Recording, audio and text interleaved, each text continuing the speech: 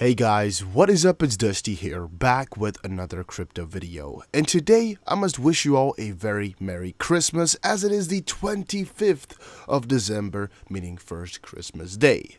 Having said that though, we are giving away $500 worth of crypto as a Christmas special, and all you have to do is press the like button on this video, comment something down below, and make sure you check out the Discord. Go ahead and join it, a link is in the description below. And it's going to be really cool because we can chat in there about some different stuff, but let's get into the video of today. Now first off here, the prices of these crypto coins, like I just mentioned in the Discord, are not really following the Christmas joy. Right now Bitcoin is going down -2, Ethereum -3, and XRP also about -2, which showcases to me that not everybody's too jolly buying some more crypto. A question that popped up in many people's heads, however, though, was Ripple. XRP price lost 95% in 2 years. Is it time now to get bullish? And also, XRP could drop by 98%, Bitcoin maximalist Jimmy Song. Of course, Bitcoin maximalist here already gives a little bit of a, a little bit of a question mark there to legitimacy. But let me explain why I thought this was quite necessary to go ahead and cover. Now, many people have told me that I'm an idiot over the last couple of weeks or months or years even. Why? Because I like to buy coins when the prices go down. People are like, why are you going against the trend? Prices go down, you should be selling your coins to buy back cheaper. And it is true. But, hear me out here. What I normally have planned for all these coins is to buy them as low as possible, to get my average price as low as possible because I layer my buys. And then once the coins go up in price, we get the most benefit out of them. Now, this doesn't work with every coin, doesn't work with every system. But with XRP, my faith and my expectations of the coin are quite high. And with quite high, I would say $1 plus in the future. We can say $5 plus is also really predict is going to get there. But to just keep it sane for everybody who's watching right now at the price of 20 cents, if it goes, say, XP is going to go to $5, everybody's going to be like, yeah, let's first get to 50 cents or $1, and then we'll talk. So that's why I'm keeping these expectations a little bit lower, just to make sure everybody gets my story and doesn't just click away because I'm doing some crazy stuff. All right, so right now we're at 20 cents, for example, or 18 cents. My average price is, let's just say, for example, about 10 cents.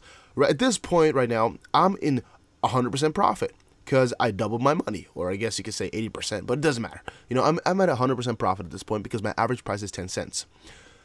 For you, most people watching, you most likely bought at higher points, bought, and let's say your average price is 40 cents. Right now, your average price is 40 cents. What happens, though, is you are right now in minus 50% because you lost about half of your wealth, half of your money, half of your investment. What happens, though, is that if you buy at 20 cents right now and you already had your average price at 40 cents, and let's say you have a 50-50 equal that you buy, so you had 100%, but you bought exactly 100% more, that would average your price out to 30 cents, meaning you would, instead of losing 50% of your money, you would only be down a third of your money now. And that's really how it works with layering your buys downwards, and also why all these articles are really quite bullish for me. Whenever they say the price is going to go down or we're going to lose more, is because I know my average price can get down lower if we actually hit a lower XRP price. But again, that only works if your expectations of the price in the future are high. Otherwise, again, it might be a lost cause. The price might be going down and you're not feeling it and you're just hurting. And the biggest factor of this all is just holding through. Having strong hands, not being too weak for market volatility, and not selling at the lowest point, because that's definitely the worst mistake people can make. Is that at first they're like, yeah, this coin is really what I like. They have a whole strategy in place. They lay their strategy down. They're like, yeah, this is what I'm gonna do. They buy at different points. For example, 20, 18, 16, 14. They're gonna buy at every single point. But then at one point, the price goes to 14 cents. They bought again, but then after a week or so, it drops to 13. They're like, oh, didn't prepare for this. Oh, I don't trust it. It's not below the point I wanted to buy at. I'm gonna sell it all. And at that point, though, you've lost a lot of money. Because again, the layering strategy only works when the prices will go up eventually. Because if you're buying your way down and it keeps going down, you're always going to be in loss. Even if you keep buying your way down, you're always going to be in losses. So please keep that in the back of your head. Let's quickly check out these two articles. So this one says XRP price lost 95% in 2 years. Is it time to get bullish now? So this is a little bit of a different article than the second one, because right here they're actually explaining the price went down so far, so there's actually a good likelihood that we're going to be going up after this. Now there's a couple of TA or technical analysis or just analysis in general done here in the article that you can read through, but since you guys know I don't attach too much value to it, it's not really worth it for me to take a big look. What they're saying here though is quite interesting. However, it is crucial for XRP to hold the 2500 to 2600 Satoshi level as support and seek to find bullish divergences as support at 19 or 20 cents. If this level holds the support, the risk to reward potential for longing XRP will be much higher than shorting it. But then again, I guess right now the contrary is correct, right? That since we broke 19 cents, I guess shorting, according to their opinion, would have been the correct choice. But to me, I don't know. I feel that shorting can do you more harm than good. As if you long, right now you have a long without leverage, maybe you crossed it, or you did a long with very low leverage, maybe your get out point is like, let's say for example 7 cents. Now I don't exactly know what price, it could be that it's 13, but let's say for example that if you were long right now, your liquidation price is 7 cents. The chance of hitting 7 cents is just ridiculously small, ridiculously small. And if you're shorting, for example, your liquidation price might be, let's say 30 cents, for example, but we all know that at one point in time we will hit that. We don't know for sure if we will ever hit 7 cents in the future again. So shorting has a little bit more risk than I guess, and also for shorting there's a max, and for longing there's never really a max, since it can go on to gain as much as you would like, which is also another good part about longing rather than shorting. But again, if you think the price is really going to go down, you can always short. This video is not meant as financial advice. You can always do whatever you think is best for your own money. But again, XRP could drop 98%, Bitcoin maximalist Jimmy Song. Bitcoin, investing more than you will withdraw in 5 years is unwise. That's an interesting statement. Jimmy Song here says, unpopular opinion. The people investing in Ripple, the company, are counting on XRP as their safety net. XRP could drop by 98%, and that would be enough for Ripple to make them whole.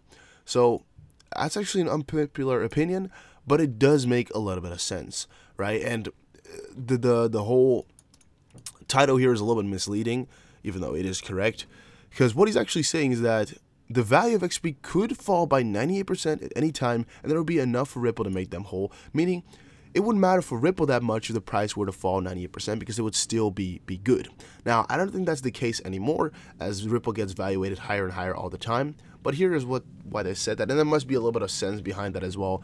98% of their XRP, they have a market cap of 8 billion for the amount of coins they have. Let's say Ripple also has 8 billion in their holdings in total.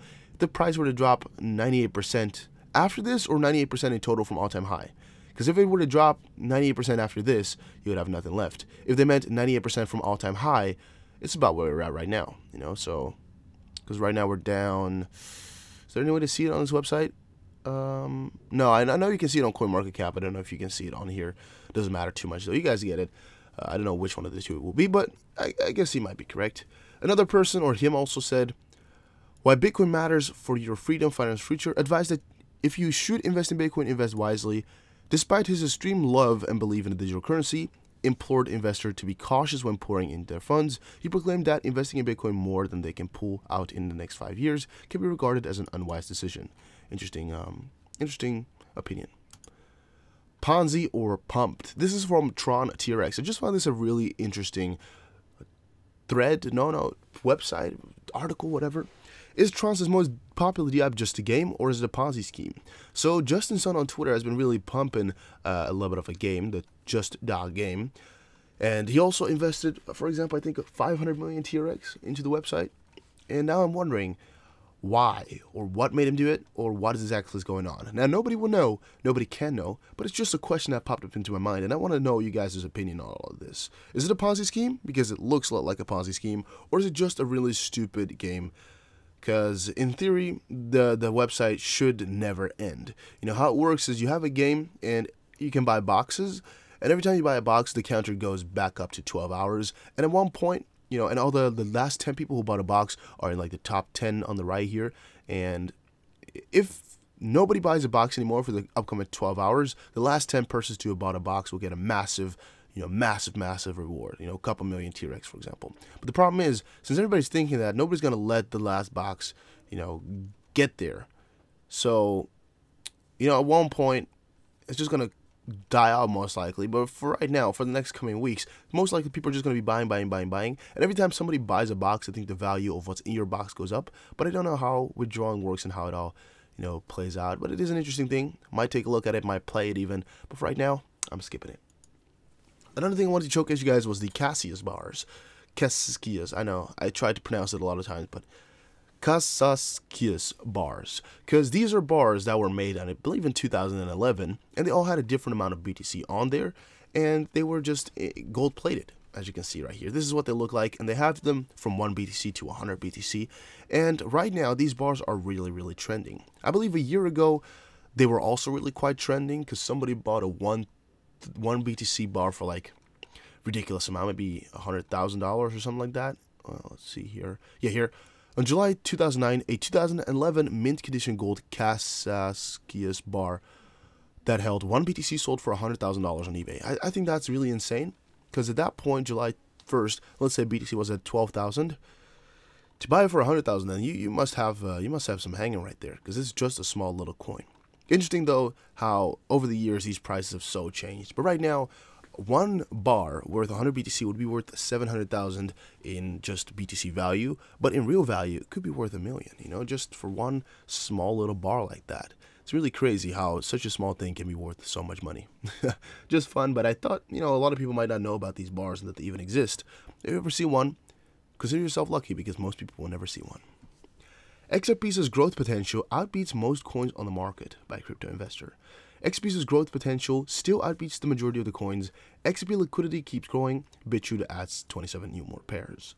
Wilson said on Twitter, "Love or hate XRP, the growth potential for that coin still outbeats the majority of coins on the market. It's not a coincidence, it's been in the top 3 for several years. People want fast and safe transactions on blockchain, and this offers a lot that Ethereum and BTC cannot."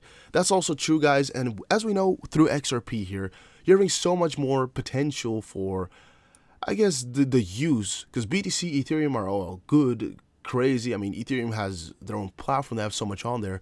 But for it to really be used on a day-to-day basis like XRP, I don't really think so. XRP is so much more simple and useful in that regard that I really think is going to peak the pie or take the top in that regard in terms of transactions. I definitely think XRP is the #1 in transacting coins. It's also one of the cheapest, it's the simplest, it's the fastest. You can still send Ethereum with, owing bonds over XRP if you really want to.